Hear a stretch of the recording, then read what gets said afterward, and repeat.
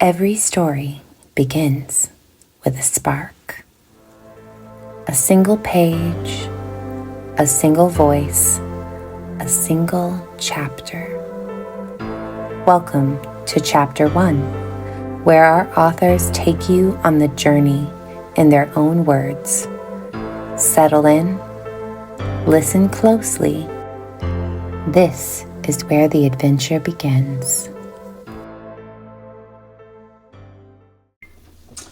Hello, my name is Andy T. Hanson. I'm a sci-fi author with Horsemen publications. I'm going to be reading the first chapter of the first book of my Desperate Chronicles series from Calamity. It's a longer one on the longer end, so bear with me, but I hope you enjoy. Alright, Chapter 1, Carrie, Infection Event, Day 0. On any other day in Carrie Montrois' life, seeing a straight-laced, perfectly manicured, $100 haircut-toting, 50-something white CEO-class businessman in a $1,000 suit, dragging a black coach rolling suitcase and bullying his way through a dense line of disgruntled and deeply confused people with an outstretched forearm as if the very hounds of hell were nipping at his heels would be an amusing sight, one worthy of a chuckle at least. On any other day, for sure. Today, however, as that very sight played out before her eyes, Carrie was in no way amused. It only served to deepen her confidence that some looming darkness was edging its way closer to her own reality. For although she caught only the barest glimpse of the man's face, Carrie was quite sure she knew just who that fancy businessman in such an unseemly hurry was, and a man like that did not run anywhere. He had people to do his running for him. Whatever lit the fire under his ass could not be good. She knew that. Not good at all. Carrie felt the faux poise wall she had built up today finally crack. A large, violent crack that she was in no way certain would hold. Mostly she had spent today in a kind of detached daze, focusing on the immediate task before her. It was the only way she could cope, the only way she could gain enough outer calm to perform the duties motherhood demanded of her. Carrie did not have the luxury of grappling with the shocking and unprecedented nature of this warm autumn day in northern Maryland. She had Roxana to worry about.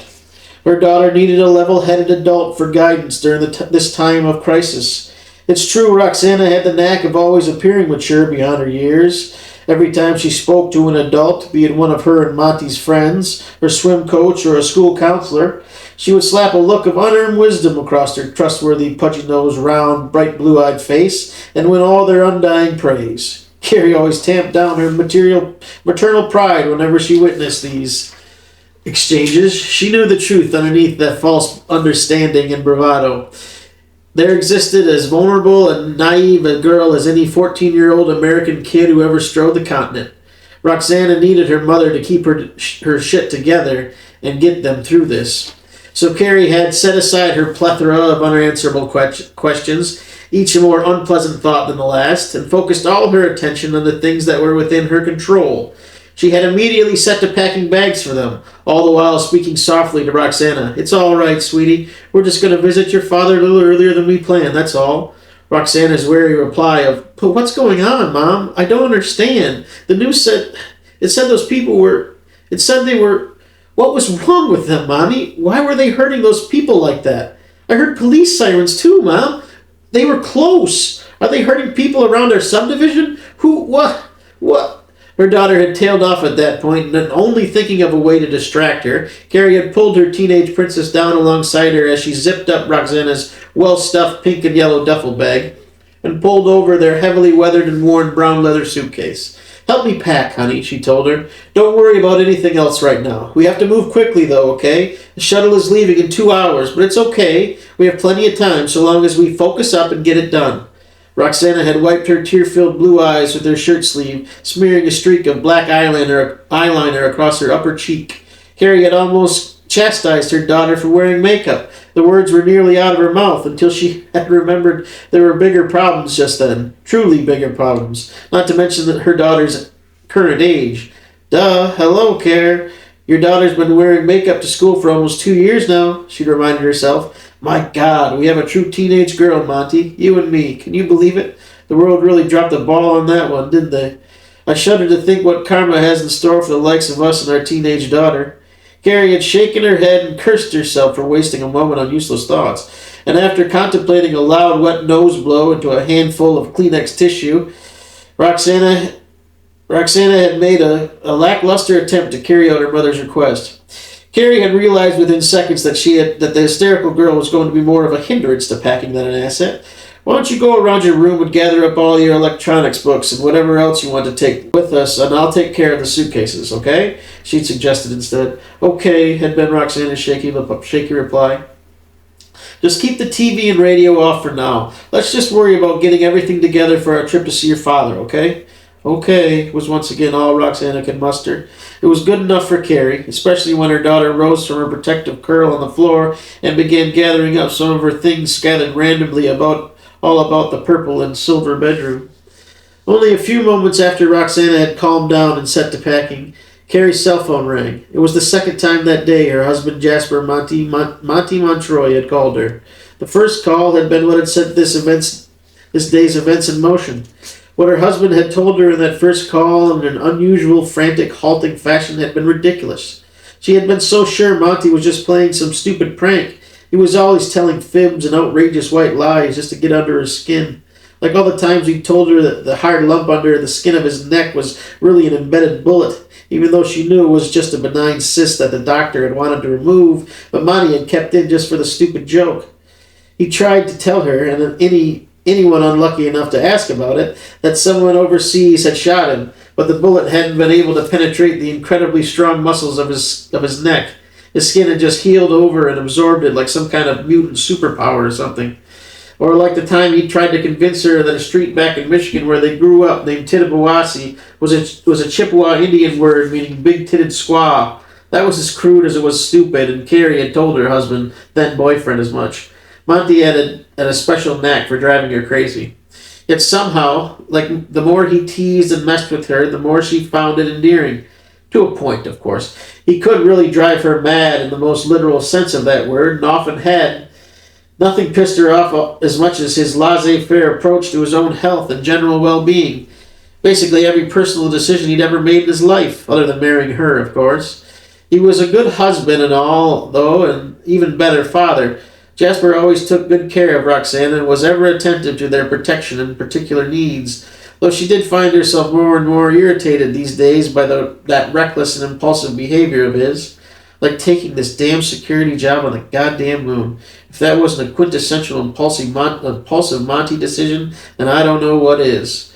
Though I guess I've been too quick to judge, she thought. With the shockingly strange turns this day had taken, that impulsive decision to accept the security commander job may end up being in some weird, upside-down, accidental ass-backwards sort of way the very thing that saves her family's lives. Carrie slowly came to realize over the course of those impossible seconds of that first phone call from her husband that Monty had just been telling one of his stupid nonsense jokes after all. His unusual behavior was due to the pure insane horror of the news he had relayed. She had turned on the television as Monty's story started to include details that were too intricate and weird to be any prank. Sure enough, every channel her expensive cable box offered was airing some slightly different coverage of the exact same story.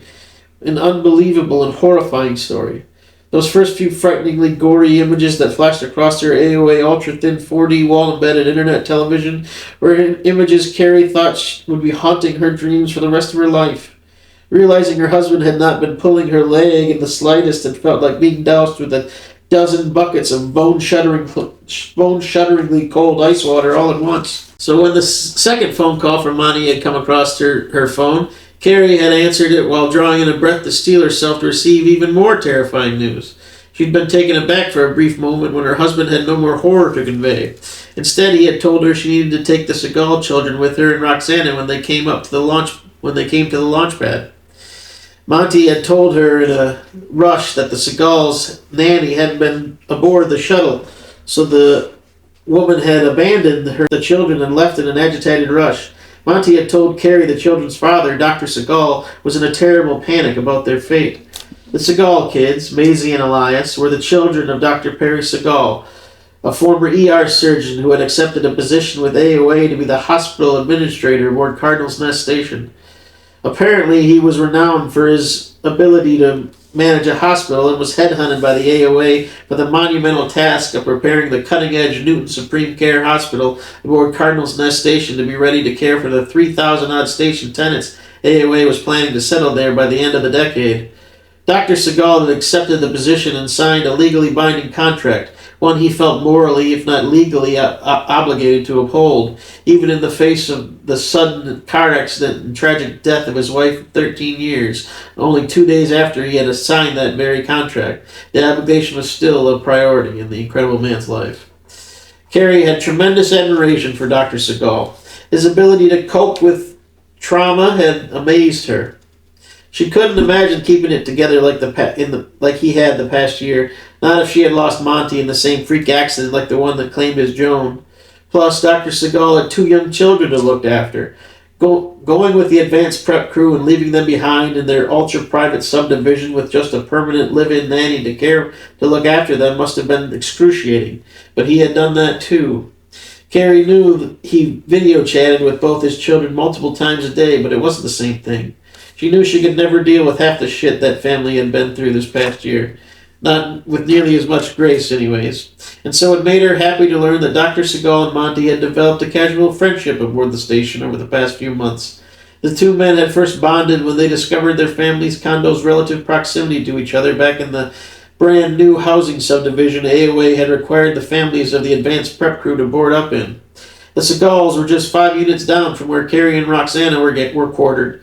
That somewhat mundane anecdote had definitely played its part in the 2 AOA employees' early friendship, but mostly it was the fact that Maisie and Roxana had developed a strong friendship of their own. That friendship served as the foundation for all their inter-family relationships. The girls had become inseparable, with Roxana playing the wise older sister role that the younger girl was so plainly desperate to have in her life.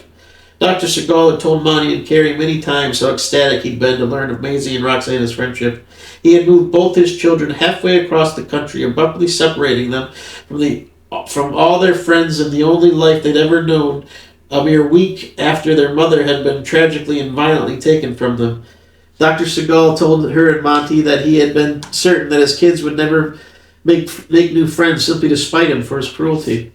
Knowing Maisie was in good hands with Roxana, Dr. Segal was then left with only his son's loneliness to agonize over.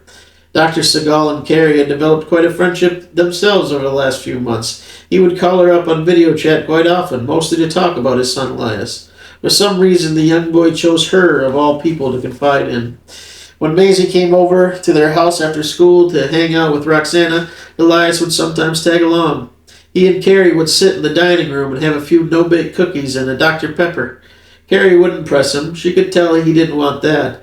Elias would sit across from her, sipping his pop, always with a crumb or two of cookie stuck to the corner of his wide mouth, his curly brown hair always spilling out from under the greasy blue blouse cap he jammed down on his head every morning as he rose to face the day, and then again mid-afternoon as soon as his last school bell rang. Carrie and the young boy always had very natural and organic conversations.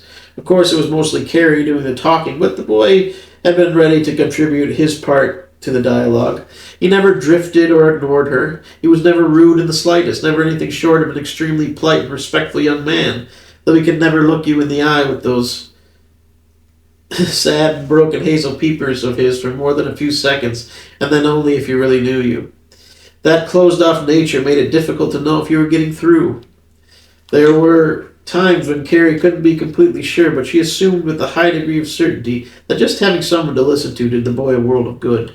Even if all they spoke of was television shows, comic books, music, and baseball, Carrie and Elias were both Detroit Tigers fans and spent many Dr. Pepper-fueled playful rages arguing over whether or not ownership would ever loosen their purse strings again to pay for a decent team now that the old man was dead.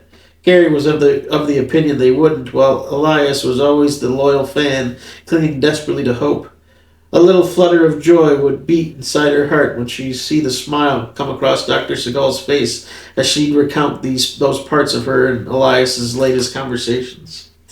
Helping soothe the Segal family's trauma had been a pleasantly diverting undertaking for Carrie. It helped take her mind off the fact that living in AOA's high-security housing development felt a lot like living in some kind of glass bubble. The cameras mounted on every house on every house, lamp post, and street light, the constant security patrols up and down and back and forth, not to mention the fact that everywhere she went and everything she did was monitored and scrutinized by AOA in one way or another. The amount of secrecy pledges, sworn oaths, and non-disclosure agreements they'd had to sign before they were allowed to move into that ant farm or head spinning. She'd always balked against someone scrutinizing the way she lived her life or who she talked to, so living in that subdivision the past 5 months had felt a little like bugs crawling over her skin. The Seagal family's desperation might have been the only thing that kept her sane these past few months. As cruel as that sounded, it might well be true. And on this day in particular, she welcomed any added distraction, and so had no qualms at all about bringing Maisie and Elias along on the 40-minute trek to the waiting transport shuttles poised for departure AOA's top-secret launch pad facility. Carrie had told her husband that she would, of course, look after Maisie and Elias. She told him to pass on to Dr. Seagal her assurances that she would see them safely aboard the shuttle. Monty had then reassured her that everything was going to be okay in a soothing voice. They exchanged mutual pledges of love. Monty promised they'd all be together soon, and then, roughly an hour after she'd ended that last phone call with her husband, Carrie, Roxana, and the 2 Seagal children arrived at AOA's top-secret launch pad in the hills of West Virginia. They had passed 2 separate security checkpoints where their AOA identifications, which were their passports on this day, were confirmed and then reconfirmed. With that hurdle cleared, they were unceremoniously hustled onto the launch pad tarmac and loudly and rudely corralled into a milling line in front of a mobile staircase leading up to a hatchway in the belly of what Monty had told Carrie was called an E-11 transport cruiser. A second transport shuttle with an identical staircase and a restless line of people was about 500 yards off to her right. The transport cruisers looked remarkably like big pop bottles with the spout sliced off.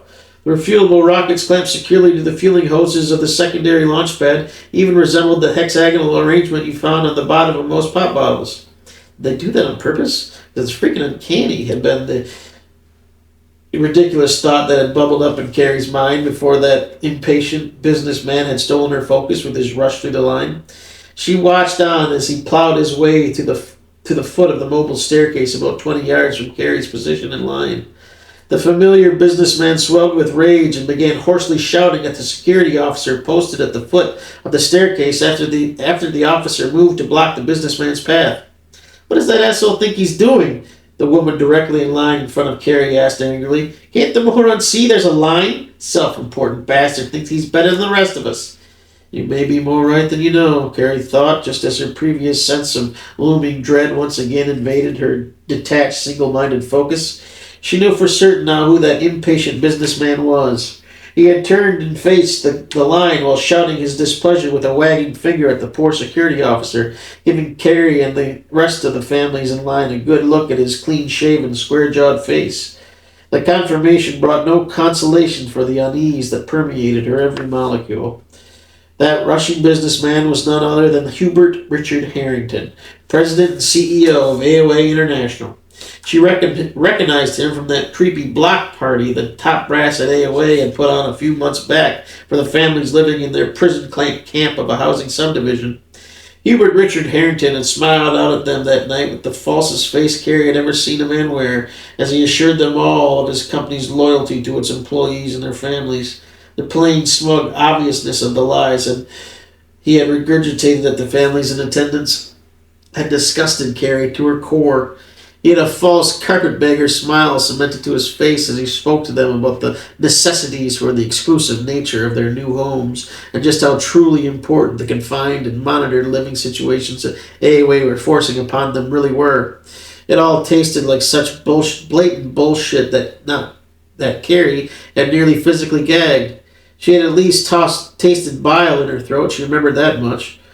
So she had been shocked when the man finished his diatribe and all the sheep around her immediately began to bleat out their thanks and appreciation to the company for giving their loved ones such an amazing opportunity.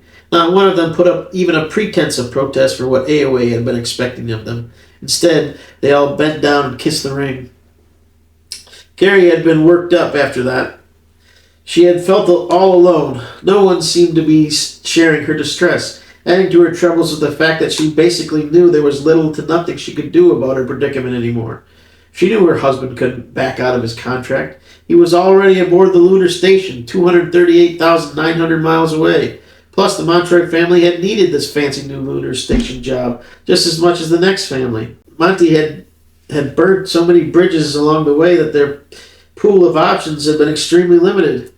Carrie remembered being just as excited as Monty about the AOA job initially. The salary and benefits were greater than any job Monty had ever had, and by a lot, too. A freaking whole heck of a lot. It definitely solved all their financial worries. Still, it rankled her to have to be fed bullshit, expected to eat it, and then ask for seconds. That night she got home from the unparty block party. She had sent Roxana to the Segals and drove herself to the library in Hillsdale. She went all the way to Hillsdale, West Virginia, 20 miles from AOA's subdivision for a reason. It was a pleasant little shopping town. She enjoyed visiting with Roxana and Maisie, 3 towns over from the one AOA had leased space in for the prep crew families. Carrie had felt the distance was necessary to ensure no one would be monitoring her as she engaged in a research effort on AOA and Hubert Richard Harrington in particular. She hadn't at all liked the multitudes of negative articles she turned up on Hubie Harrington and his cronies on the AOA board of directors.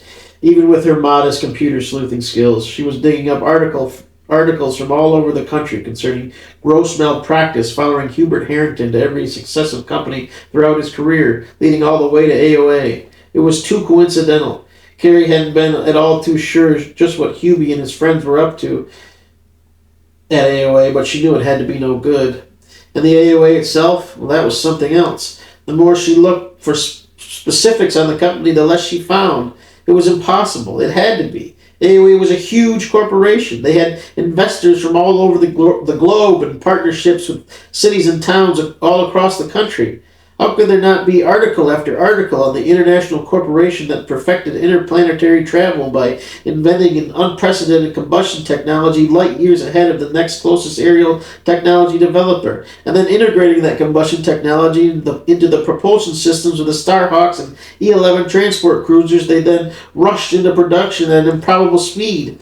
Not to mention the fact that they built an 8 million square foot, multi-trillion-dollar self-sustaining habitat equipped with mind-boggling new technologies, i.e. an artificial gravity generator, cutting-edge solar power conversion system, a perpetual oxygen recycler / purifier, and a water production facility that combined collected lunar dust with hydrogen and oxygen atoms brought in by colossal collector modules, and then, through some impossibly complicated process that Carrie didn't even try to wrap her mind around, made enough potable water to support 3,000 people indefinitely, and all on the surface of the fucking moon. But nobody was talking about them? It made no sense. The science about AOA on the internet was so unsettling to Carrie as unsettling to Carrie as Hubert Harrington's unsavory past.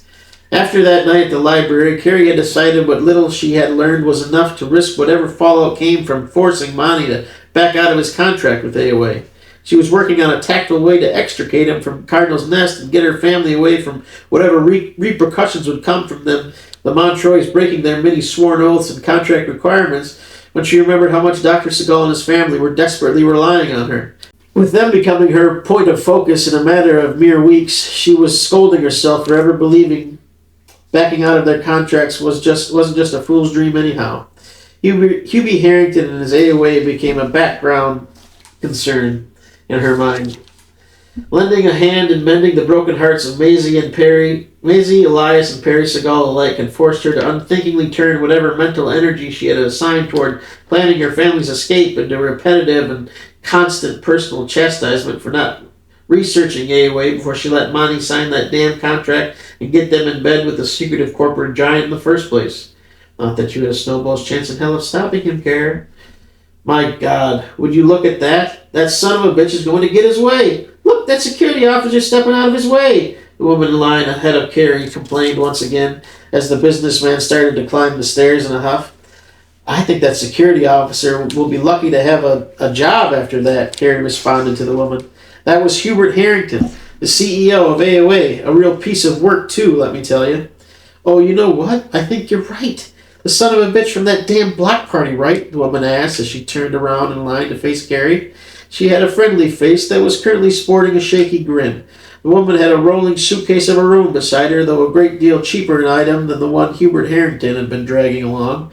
It was as neatly packed and put together as the woman herself, though. She was about Carrie's height, at around 5'3", but she had a good 10 years or so on Carrie's 35. Her hair was cropped short around her round, artificially tanned and chubby face.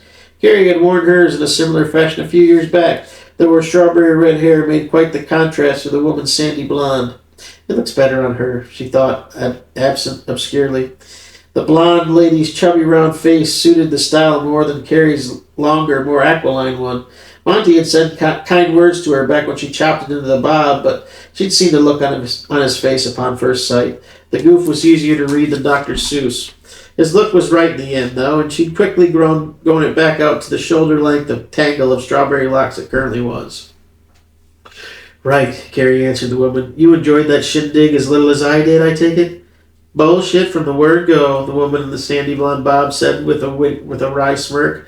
That was my impression anyways. The food was okay, though, I suppose. No one ate my tuna salad, which was fine by me in the end, because I brought it back home and ate it myself in front of the TV. Oh, the TV. I think I literally watched everything the internet had to offer on my damn TV these past 5 months. There was nothing else to do in that concentration camp they call a housing subdivision they had us walled up in. The woman held out her hand towards Carrie as she added, I'm Dolly Duchesne, by the way. My husband is part of the fishery crew that went up with the prep teams. Carrie Montrois, she said, after taking Dolly's hand into her own and shaking a few times. My husband, Jasper Montrois, is head of the security staff up there. Maybe he knows your husband. There's only about 60 or 70 of them up there right now, I think. I think you're right. My husband, Gabe, was always saying it feels like some kind of creepy, futuristic ghost town up there right now. I can believe it. The goddamn station is a behemoth. I doubt it'll be crowded even at max capacity. The woman finally looked at the 3 children huddled up close to Carrie. Her hand instantly flew to her mouth as it formed an oh-my-goodness pucker. My apologies for the language, Carrie. I'm not myself today, I'm afraid. Believe me, I understand. This all feels a little surreal, like it's happening to someone else and I'm just watching the show. What is happening exactly? Dolly asked, abruptly taking on a more serious tone. Did you speak to your husband at all?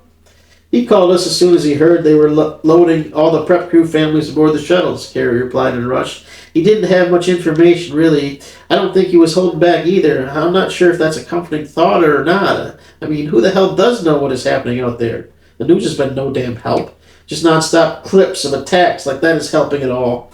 We're in some kind of apocalyptic crisis here, and all the news is worried about is clickbait. Apocalyptic crisis may be more right than you know, Dolly leaned forward to say in a conspiratorial fashion, being careful so the children wouldn't overhear. Gabe told me everything he could, which was, as you heard from your husband, little enough, but it tickled my curiosity bone nonetheless. I mean, it's almost like AOA was prepared for this, you know what I mean? Other than Mr. CEO man barging his way aboard the ship, all this seems way too orderly. Almost like it's been anticipated and prepared for in some fashion.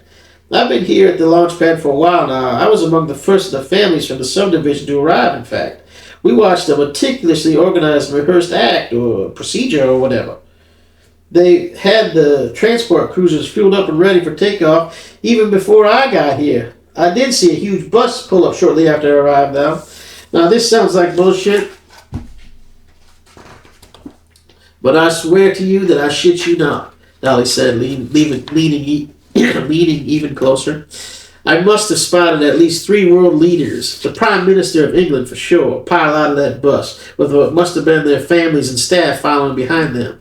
They were all escorted immediately aboard this E-11 that we are in line for now. Now, what's that all about, I asked? How the hell did they get here so fast? Before us, even. And the housing subdivision is only 40 minutes from here. Whatever is going on out in the world, I'll bet AOA and these government leaders are in on it, or had something to do with it, at least. Jesus, do you think? Carrie's exasperated question was more rhetorical in nature, and she barreled over any response that may have come from Dolly. I never should have let Monty talk me into letting him take this crazy job. Not that he really ever actually asked me. I knew it, though. I knew it. The security around AOA never sat right with me. Jesus, what have they gotten us into? Roxana must have noticed the unease on her mother's face and so tugged Carrie's coat for her attention. What's the matter, Mom? Aren't we going aboard the shuttle? Well, why are we waiting in line out here like this? We're going aboard, honey. Don't worry. I'm just a little on edge. We all are, Carrie said as she bent down and placed her hands on Elias's shoulders. She held eye contact with the boy for a long, reassuring moment before moving on to give Maisie and Roxana the same treatment. It's going to be fine. Trust me, kids. We'll be having a meal with both of your fathers aboard the lunar station in no time. It's just an adventure, guys. One we're going to get through together, right? Once she got 3 affirmative answers to that question, she wrapped her arms around the kids, enfolding them all in a tight bear hug. Yeah, I'm sorry if I've been scaring you kids at all, Dolly said to the children. Nothing to worry about now. We'll all be aboard shortly, and everything will work out after that. Carrie was busy treating Dolly to an appreciative grin when Maisie suddenly spoke up. What about everyone else? There were people hurting people on the news earlier. I saw it. They said it's spreading. What about all the kids in my old school? What about all the people all over the world who don't live in our subdivision or work for AOA or the governments? What happens to all of them, Mrs. Montrois? Are they coming up to the moon too? Carrie exchanged an uncertain look with Dolly. Neither of them made any attempt to answer Maisie's poignant question. The uneasy moment was forgotten quickly enough for Carrie when she looked down the length of the line of waiting families and noticed a large black bus pulling through the heavily guarded entrance gates of the launch pad. The bus maneuvered in as elegant a fashion as a 10-ton passenger car on wheels could possibly maneuver, working its way across the launch pad toward the transport cruiser Carrie and her charges were currently in line for. More government people, I bet, Dolly said, turning as her gaze followed the bus on its creeping path. And sure enough, Dolly was right. Carrie recognized the Chancellor of Germany, Abigail Hoffreier, as she clambered down the steps of the bus. Hoffreier was surrounded by the normal entourage of folks you would expect to see hounding the heels of a world leader. She allowed them to escort her directly from the bus to the mobile staircase leading up to into the E-11's belly. Hoffreier spared only a momentary look back to ensure the people Carrie assumed were the Chancellor's family were trailing obediently behind her. The Chancellor had not even the merest glance to spare for the line of amused prep crew families. And so on it went for the rest of the passengers of the huge black bus, each passing the milling line of people as though it weren't even there. Carrie's incredulity had climbed to unprecedented heights with each new bus passenger trudging up that staircase as though they owned it. What the fuck is going on here? A deep-voiced woman a few yards back in line finally gave voice to Carrie's outrage. Who are these people? The man a few places back from her shouted in a tone that demanded attention. Why the fuck are you boarding them before us? Seriously, what the hell's going on here? Hey, security man, I'm talking to you. The speaker might have been shouting at 11 for all the good it did him. The security officer kept right on ignoring the agitated line of people as he held one arm out pointing up the stairs for any idiot among the bus passengers who couldn't figure out just where the hell they were supposed to go. The whole thing drove home the point for Carrie that, to AOA, she and the kids were seen as no more than expendable assets. Sure, AOA would probably love to have a large complement of people they could press into various labors and duties up at Cardinal's Nest to ensure the situation ran smoothly, especially for all the big wigs who were on their way up there, but it wouldn't be a deal breaker for them. She understood with a cold certainty that they weren't truly safe until they were aboard. She knew that AOA was not the wholesome corporation they claimed to be, and they definitely did not have the public at large's interest in mind. After the unflattering article she dug up on Hubie Harrington, the utter lack of information she could find about AOA, coupled with all the utterly flabbergasting things she'd witnessed just now and throughout this insane day, Carrie Montrois was left with no more doubts about the moral character of her husband's employer. She felt the wave of shame by association hit her like a fastball to the chops. Carrie felt Maisie stir uneasily at her side and looked down at the young girl as she once more perfectly articulated the unspoken thought Carrie and all the other adults in line were refusing to acknowledge. Is there still going to be room for us on the shuttle now, Mrs. Montrois? This unsettling question caused Carrie to snap out of her useless angst over bad life choices and once more focus on all her energy on keeping her charges calm until they were all safely aboard the E-11. Carrie spoke to her small group in a soft, confident voice that she did not at all feel. It's okay. I'm sure these people were just late. They had to board early because they're important people. It's nothing to worry about. I'm sure there's plenty of space for all of us. We'll all get aboard. It won't be long now. Her reassurances were having a positive effect that was obvious on both Maisie and Elias's faces. She could see the Seagal kids were taking comfort in a trusted source speaking to them with calm certainty. Their trust made the sight she watched unfolding at the entrance gate over their shoulders caused a wave of shame to smack her once more, for Carrie was sure she had just lied to those trusting children. Judging from the sheer panic on the part of the security staff at the entrance gate, it was looking like a pretty safe bet anyways. The gates were swung wide open as a handful of armored security Humvees screeching their way through the opening. Each Humvee had a fully armored security officer in black Kevlar vests and helmets standing behind a 50 caliber machine gun mounted to the central turret of the vehicle. Each heavy gun was aimed behind their individual lumbering security patrol vehicle, straight out the gate and towards something Carrie could not quite make out. She could hear it, though. Even over the rumbling noise of the idling E-11 refuelable rockets, even through the panicked shouting of the security staff and prep crew families alike, through the throttling engines of the armored security Humvees and the deafening sound of her own pounding heart, she could hear them coming. They were calling. They were moaning. They were growling. How could it possibly be that loud? There must be hundreds of thousands of them, she thought in disbelieving horror. My God, they're so close. She still couldn't see anything behind the first 50 yards directly in front of the gates, where not much was happening. Dragging her attention away from the gate with a great deal of effort, she pulled all the children in close. When Carrie looked back up at the staircase, the last of the bus passengers was making his way through the hatchway. A moment after he cleared the portal, Hubert Harrington stepped back into the day's gloomy gray sunlight. He hustled down the stairs, pulled the security officer at the stairs base a few steps, and whispered something to him that made the security officer nod. Carrie watched the exchange closely. The security officer didn't say a word. He just gave the one small nod and then walked slowly back down to the base of the staircase. She was still watching the man as he wiped his forehead with his shirt sleeve and drew in a deep breath.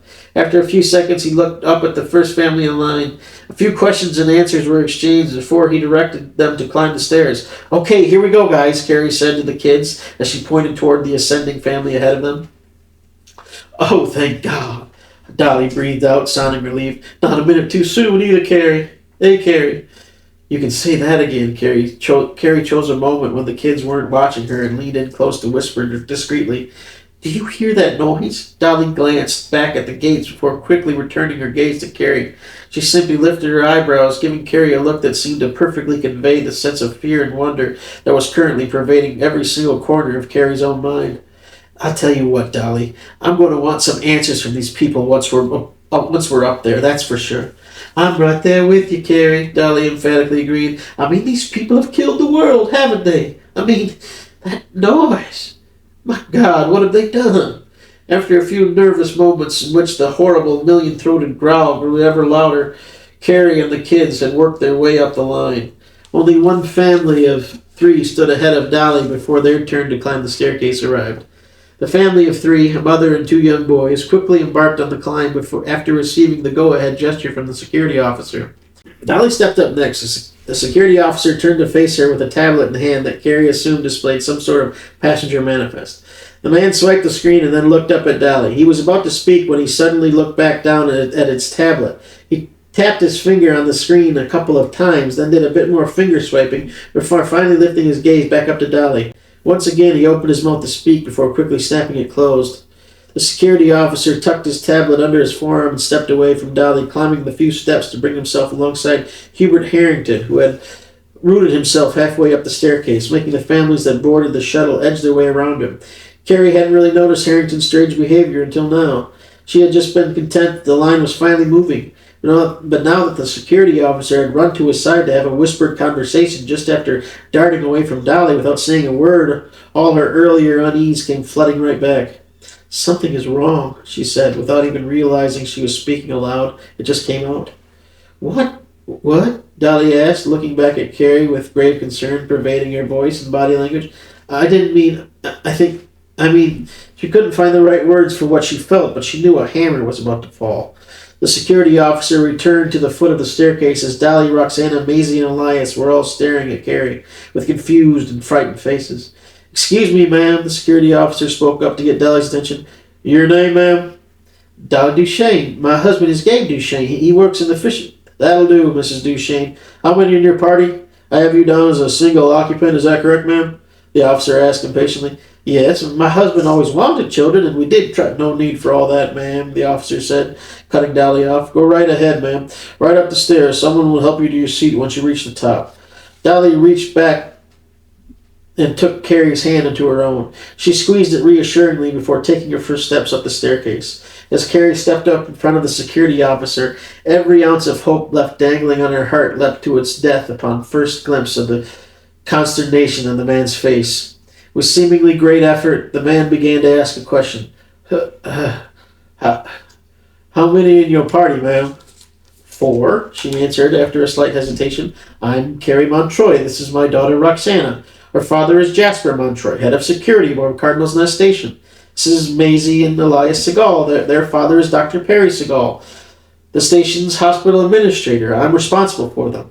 Their father has entrusted me with getting them aboard. The officer leaned in closer to Carrie and spoke softly. I'm sorry, Mrs. Montrois, but we can only take 2 more. We've reached capacity limits. You what? Carrie said loud enough for every man, woman, and child left in line to hear. What do you mean capacity limits? We were promised passage to the station. My husband said you people assured him that there would be passage for all the families of the prep crew. How could there not be space? Is it because of those fucking government people you just let aboard ahead of us? That's it, ain't it? Ma'am, calm down, please, the security officer pleaded while reaching out to place a quieting hand on Carrie's arm. Don't you touch me, goddammit! Carrie violently pulled her arm away from the man's grip. Just step out of my fucking way and let me get these kids aboard the goddamn shuttle. What's the problem down there, officer? Hubert Harrington shouted down from his perch on the staircase. Well, we've only got 2 slots, sir. The lady has a party of 4. The officer shouted back at Harrington. Well then, shout for a party of 2 and let's wreck this whole thing up, Harrington answered in a bored tone. What? Carrie screamed out, appalled. She was struck stiff with all-encompassing panic as she saw her disastrous premonition coming true before her eyes. The hammer had fallen. Things had definitely all gone wrong. No, she screamed, reaching to grab the security officer's shirt firmly in a balled fist. We are getting aboard that shuttle, you hear me? She told him. The security officer knocked her hand loose of its grasp with relative ease and then looked back at her with what seemed like genuine empathy. I'm sorry, ma'am, I really am, but there ain't nothing I can do. They ain't got no room for me neither. Carrie's response was lost under the noise of a new sound, a series of sharp, deafening crackles.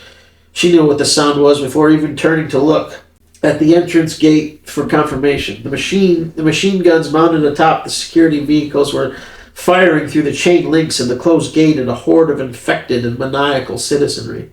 The twin turrets perched 15 feet off the ground at either end of the wide entrance gate added their fire to the thundering cacophony as well.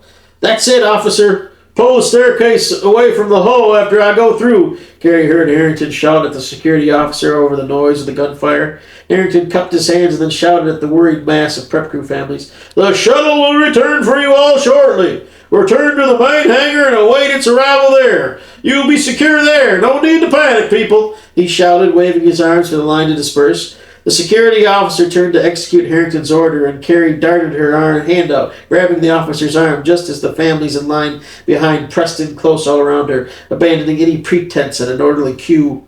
She nearly lost her grip on the security officer's arm in the chaos of the clamoring crowd, but she clamped down tight and dragged the man in close. You said you had 2 slots, right? The man gave the slightest nod of agreement, and Carrie immediately thrust Maisie and Elias toward him. Take them! They're a party of 2, just like you asked for. I was just looking out for them. Please take them, she begged. You have the space. Please just take them. Please let them board. Please, you have the space. The officer gave another barely perceptible nod and gestured for Maisie and Elias to climb the staircase. Oh, thank you, Carrie gushed as she gently pushed the Segals towards safety. Planting her feet firmly, Maisie Segal would not be pushed another foot. But what about you? She asked. Carrie threw her arm over her daughter's shoulders and found a smile from somewhere deep within to favor the Segal kids with. Roxana and I will be fine. You heard the man. They're sending the shuttle back down for us. But I promised your dad that I would get you 2 aboard this shuttle, and that's just what I intend to do. Now get going before they close that hatchway. The Segals were torn. Carrie could see that. Part of them wanted to run up the stairs and escape the carnage at the entrance gate.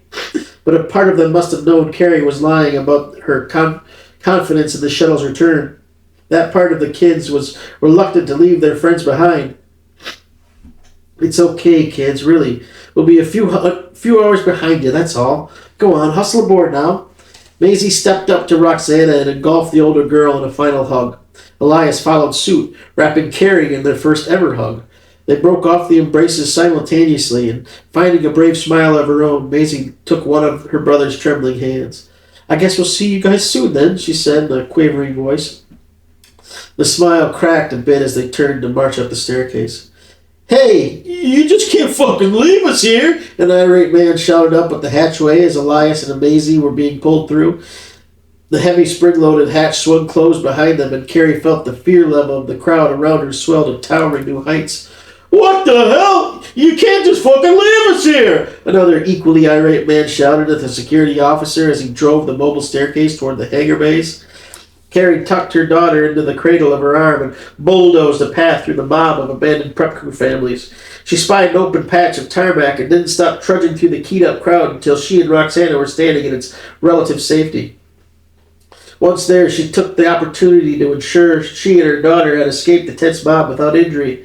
Taking Roxana by the shoulders, Carrie looked deep into her eyes, forcing her daughter to make eye contact and hold it. Are you hurt, Roxana? Did anyone hurt you in there? After a long moment in which Carrie could see a tiny bit of fright drain out of her daughter's tear-filled blue eyes, Roxana shook her head once, then thrust it deep into Carrie's bosom. Carrie wrapped her arms around her daughter and held her so tightly that she had to back off a little for fear she might have been hurting her. When Roxana burst into a fit of muffled sobs against her chest, Carrie spat out all the useless platitudes. It's okay. Everything's fine. It'll be okay. Don't cry. There's nothing to worry about. She hadn't even realized she was saying them, truth be told. She was as panicked and terrified as her 14-year-old daughter.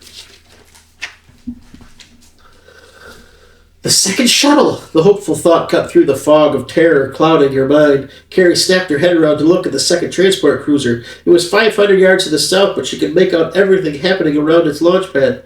The sight was just one more troubling, grim, hope-smashing view this day had given her.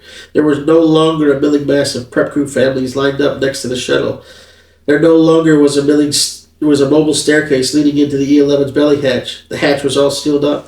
It seemed that only the few dozen families in Carrie's line had been abandoned to the non-existent safety of the main hangar, where they were instructed to wait for the shuttle to return and collect them. That proposition cemented its hopelessness beyond all doubt when Carrie looked back over to the gate.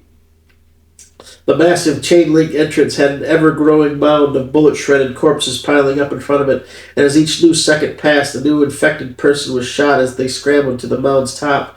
To Carrie's horror, she realized the mound of dead would soon be so high the infected horde could just drop down over it, which, in fact, was precisely what happened only a few seconds later. The first infected person to clear the gate fell to the asphalt tarmac beyond, making no attempt to lessen its 15-foot drop. Carrie had no time to discover if the infected man's fall had done any damage to him, as a 50-caliber machine gun tore him in half as soon as he plopped to the tarmac, sending up a red spray to join a low-hanging cloud of pink mist floating in the air just above the mound of shredded dead. The ferocity of the machine gun seemed to all be in vain, however, for as soon as the first infected man who dropped over the gate was shot, two more plopped down beside him, and so on it went. Carrie hadn't been watching for maybe 30 seconds before the first of the infected was clawing at the face of the nearest security officer. The officer in question smashed her rifle butt into the infected man's face, winning her only the slightest respite in which to regroup and get her rifle pointed at the enemy. The barrel of the rifle was within a few inches from its target when the infected man cuffed it away with a clumsy swing of his arm. The security officer fired her rifle out of obvious panic and desperation. The rifle's fire struck two security officers a few feet away from her in the upper chest, neck, and head. They fell to the tarmac like mangled and bloody sacks of potatoes. The horrible shock of what she had just done to her fellow officers must have been the cause of the hesitation in the woman, and what a deadly cause it was. The infected man was suddenly lurched forward, sinking his blood-stained teeth deep into her throat. The officer was dead within a few disgusting mouthfuls. "Oh, Mama, they got her! They're over the gate!" Roxana shouted in absolute horror. Carrie covered her daughter's eyes with her hands and pulled her back in tight to her chest. Whispering more of the mindless platitudes, she spun in a circle, Roxana cradled tightly, searching for a refuge from the madness. Hubert Harrington had suggested the main hangar as sanctuary, but Carrie could see that see that it was only a few hundred yards from the swarm of violence at the entrance gate. It would be overrun within moments of the gate's collapse, she guessed. She needed a vehicle or some sort of a vehicle of some sort, a vehicle and an alternate exit off the tarmac to go with it. Getting away from this launch pad in a motorized vehicle was the only chance they were ever going to have to stay ahead of that heaving mass of mindless, infected monster people.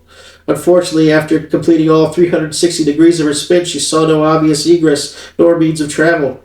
A dreadful new sound chose that moment to add its terrible notes to the odious symphony filling the air around her.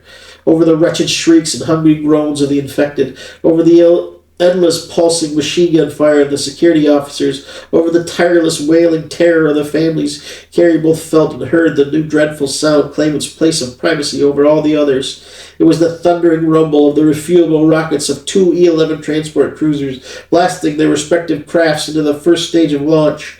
A powerful burst of air, visible from the tremendous cloud of dust kicked up in its wake, hammered into Carrie, Roxana, and the rest of the abandoned families. Many people were thrown to the ground from the force of the impact, but Carrie and her daughter kept their feet. "They're leaving us! Oh my God, we're all dead!" A voice called out in fear and grief from among the people still standing. "Look!" another voice shouted. "They're over the gate! They're on the security men! There's nowhere left to go!" The alarmed shouts quickly began to overlap each other, and in the space of a single breath, all-out anarchy spread rapidly throughout the unfortunate abandoned. Those unlucky enough to have not yet risen back to their feet were trampled in the stampeding disarray. People ran away from the carnage at the gate in every direction of the compass. Carrie was forced to fall to a knee as the mass of fleeing people broke around her and Roxana like a rushing stream around a boulder. After a moment, the press of panicked humanity around them thinned out, and Carrie was able to shamble with her daughter still clinging tightly to her chest to a spot a few dozen yards away, relatively clear of the chaos enveloping the launch pad. As she reached her new resting position, the twin shuttles had climbed to about 100 feet off the surface of the tarmac. Carrie glanced up just in time to see their second-stage boosters engage. Powerful jets of superheated fuel pounded down to the surface with an unbelievable intensity. She watched as a dozen of the fleeing people, unlucky enough to be caught in that blinding blast, disappeared instantly from existence in the blue-white jet stream. Dozens more were only a few yards from the impact zone of those secondary boosters. Shock froze her stiff. She could do nothing but watch in horror as the clothes of those poor souls burned away with bright orange flames, disintegrating on their bodies before her very eyes to expose hideously burned torsos and legs, pockmarked here and there with scraps of smoldering fabric. "Mommy, I'm so scared. I'm sorry, Mommy, but I'm so scared." Carrie's teen daughter shouted up at her in a frightful squeak. "Don't be sorry, sweetie. I'm scared too. But we can't stay here." Carrie's mental fog cleared long enough for her to understand the importance of that simple truth. "We have to run, Roxana. I need you to be brave for me. We both need to be brave." Carrie pointed towards the opposite end of the tarmac and used her other hand to push her daughter's chin a few inches to the left, dragging her line of sight towards the large gray hangar-like structure her outstretched finger was indicating. "Do you see that building, sweetie?" Carrie waited for a nod of acknowledgement from her daughter that came after a brief moment. "You and I are going to run there. Okay, baby?" Once again a nod from Roxana. "We might find a way off this launch pad through the back of that building." It seemed plausible enough. It was far away, but Carrie was still pretty sure it was seated right up against the launch pad's tall fence. Relatively few of the panicked people had fled in that direction, too. Carrie counted that a point in her favor, especially if there really was a vehicle in that hangar-looking gray building. Then she wouldn't have to deal with the struggle for control of the car. If there was one in there at all, her inner cynic whispered to her. There were a lot of ifs left for Carrie now, in truth, and very few immediate answers. "What if the doors to that building are closed?" Roxana shouted at her over the suffocating noise around them. "Then we'll deal with that when we get there," she shouted back. And so they would. Carrie took her daughter by the hand and waited for one more nod to be sure Roxana was ready to run. With that confirmation, she hooked the duffel bag hanging off her shoulder around her head and neck so she could have one hand free for balance. Then she took off running towards the gray building. Her daughter kept pace for the first 100 yards or so, but soon enough Roxana began to lag behind. The terrified teen was skipping and panting a few paces behind Carrie, struggling to keep up with her mother's frantic pace. Carrie was looking back at her exhausted daughter with a duffel bag hanging at her side and entangled itself in Roxana's legs. Roxana lurched forward into Carrie and thus entangled her mother's legs as well. Daughter and mother both went crashing to the asphalt, their luggage scattering its contents onto the ground all around her. Carrie was up almost instantly to her knees, stuffing clothes and toiletries back into suitcases when she once more glanced toward the entrance gate. There were only a few Humvees left that the infected horde had not yet overrun. She watched as the tires of the surviving Humvees screeched and squealed, reversing at top speed away from the gate, still pouring lead into the raving horde from their machine gun turrets to little visible effect. A metallic snapping, groaning, wrenching sound at the gate cut through the concert of tragedy. Carrie looked over and saw the entire 50-foot swinging entrance gate collapse under the unstoppable weight and pressure of the infected horde. The mass of sick and crazed citizens crawled over one another to scramble through the now open gateway. So many infected people, they seemed like one living organism. It wasn't just one monster, however. It was thousands of individual monsters, though they did seem to share a single unified purpose: to kill and spread the infection. Some of the overwhelmed security officers seemed to have just been bitten or clawed a few times and then left alone. Other officers the infected horde lingered over, pulling out giant handfuls of wriggling intestines and glistening organs to feast upon. She didn't understand why that would be. There was no pattern, no method to the madness, just that alone. Madness, utter madness. Carrie suddenly realized she had been watching said madness for far too long. The infected were spreading out in every direction towards the fleeing prep crew families. The nearest infected were now only 50 yards from Carrie, and Roxana, abandoning the luggage, she ripped her daughter's duffel from her shoulder, tossing it to the asphalt at her feet. "Come on, baby, as fast as you can now," she stammered out between breaths. The Montrois once again sprinted for the gray building at the opposite end of the launch pad. Each step Carrie took towards its possible safety seemed to push that distant building farther and farther away. All the while, the terrible growls and moans behind them grew ever louder. "Mommy, I'm scared! They're gonna get us!" Roxana shouted out in a voice laced with inescapable fear. "Just keep running, baby! We can make it!" The level of horror coursing through Carrie's body was indescribable. It was unthinkable. It was unknowable. She was certain no human being had ever been so utterly, hopelessly, and absolutely afraid. And then Roxana stumbled. "No!" Carrie cried out, struggling to drag her daughter back to her feet.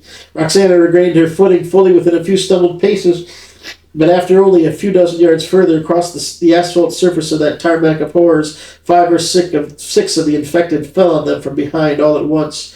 Carrie was shoved in the back and thrown so violently to the asphalt that her grip on her daughter's hand was knocked loose, along with all the breath in her lungs. She instantly scrambled and flailed her hand about, desperately seeking Roxana's.